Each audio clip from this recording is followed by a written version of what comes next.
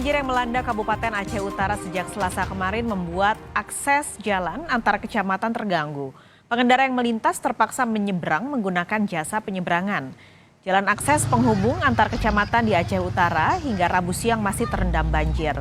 Warga yang melintas terpaksa harus menyeberang dengan menggunakan jasa penyeberangan seperti becak dan juga mobil pick-up untuk mengangkut kendaraan roda 2. Beberapa pengendara yang nekat menerobos terpaksa mendorong motornya akibat banjir.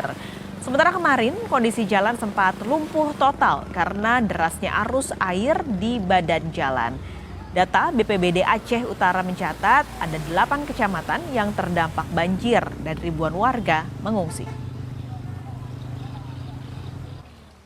Hingga Selasa malam, warga di desa Nibong Baru, Kecamatan Syamtalira Aron, Aceh Utara masih bertahan di pengungsian. Warga mengungsi karena ketinggian air di rumahnya mencapai 40 cm. Warga kini membutuhkan bahan makanan dan air bersih untuk kebutuhan dapur umum.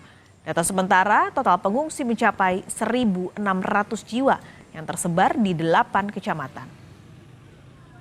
Bagaimana ini? Kondisi masyarakat ini membutuhkan makanan dan juga minuman air bersih. Gitu. Berarti masih di pengungsian Pak?